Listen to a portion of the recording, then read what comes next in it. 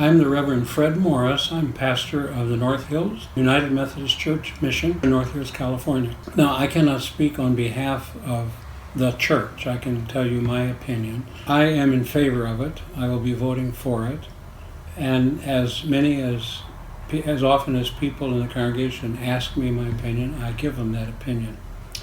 I have long opposed the criminalization of drugs. In 1957, I was pastor of a small church in Newark, New Jersey.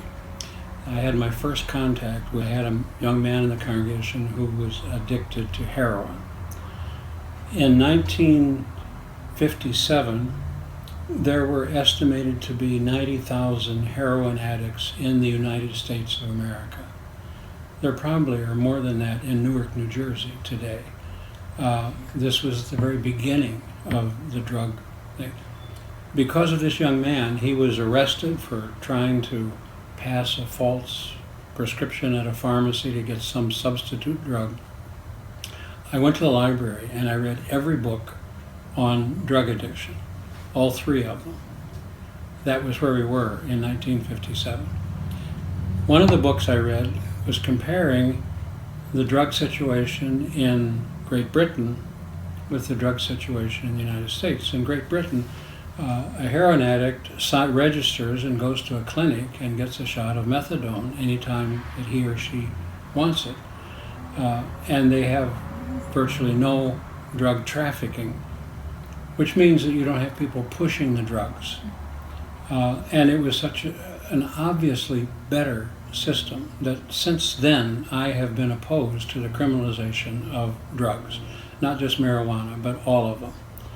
This has been further confirmed by the experience of Portugal. 10 years ago, Portugal legalized all drugs. You can buy whatever you want, wherever you want, there's not any problem. There's no criminal action. And drug use has fallen by 50% in 10 years. An awesome thing. They're treating drug addiction as a public health problem, not as a crime problem. Now, I know many of the Los Angeles police force are very much opposed to this because they say that things are going to get out of hand. I don't see marijuana as a gateway drug, except for the fact that probably the people that you are buying illegal marijuana from are the same people selling illegal everything else.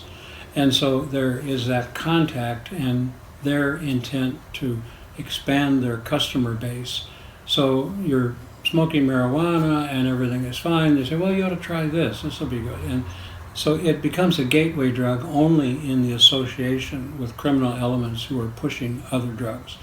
There is no evidence that people smoking marijuana have any inborn or internally created desire to try other drugs. So I don't worry about that. I think getting it legalized, and this has been experienced in Colorado and in Washington State, that it has cut down on the illegal activity. Now, people are still selling meth and heroin and ecstasy and all that other. And legalizing marijuana is probably not going to change that. But I believe that we should follow the example of Portugal and just legalize it all, get the gangster element out of the business because there's no money to make. Heroin is, to make and sell heroin is a very inexpensive thing to do. And if people are addicted to heroin, it would be very nice if they could get it in a controlled fashion. Some of the overdoses are because the people who are selling it don't have a standardized process. They import heroin or cocaine or any of these drugs. Usually they cut them with something else, but they don't always. And so sometimes a person thinks, well, this will be okay, but it turns out that it's much stronger than the other, and they die. If you had it legalized, so you bought it at the pharmacy, you would know what you're getting, and it would certainly reduce those kind of deaths. I suspect that if we made that kind of a decision, which I don't anticipate we're going to do, but if the United States were to make that kind of decision, there would be an immediate upsurge in drug use, as a lot of people would try it. But I think that would taper off fairly rapidly because you wouldn't have the criminal element pushing it, and then it would get down to where people would just simply not bother.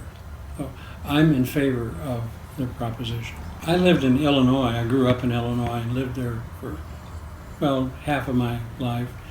The largest cash crop in Illinois is not corn, it's marijuana. They grow it everywhere. And it grows like crazy there. During the Second World War, farmers were encouraged to grow hemp for the war effort. Well, when that left, then they weren't encouraged to do it, but it's still spontaneously in all the ditches along the highways. Hemp is growing because it was being sowed back in that time. It's still there. But it was, probably still is, the largest cash crop. Now, obviously corn, there's a whole lot many more bushels of corn than there are pounds of marijuana, but because of the price of marijuana. Now, all of this marijuana is outside of the legitimate economy, which means nobody's paying taxes on it. So if you legalize it, the price will come down, but the state will start to get some income because they will, even if they just charge sales tax, that's 9% in California, that will be an increased income. They could put an additional tax on marijuana, make it 15%, and the state would get it. It would still be cheaper than what people are paying on the street now, and the state would get a piece of the action and could use that, if they were willing to, for better schools, better highways, public health, all sorts of things. So I think it's a win-win situation. The United Methodist Church has an organization called the Board of Church and Society.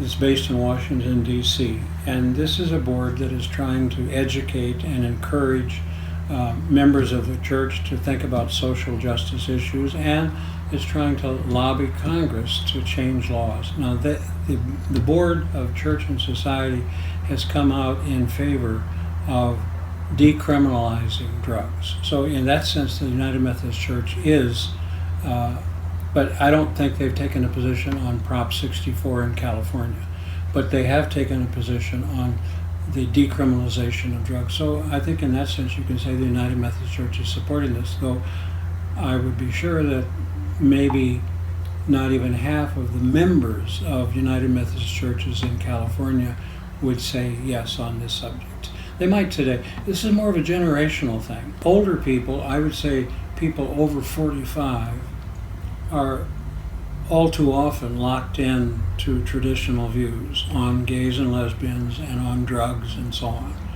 And they don't have any information, and they don't want any information. They think their ignorance is truth, and they want to hold on to it. And so they're pretty rigid. But the official position of the United Methodist Church Board of Church and Society is to decriminalize drugs and to treat drug addiction as a public health matter, not as a crime. In Texas, I don't know if they're still doing it, but up until just a few years ago, they were giving somebody 99 years in prison for carrying 4 ounces of marijuana. But that's Texas. California has never done that sort of thing. But it's been too much of that sort of stuff going on.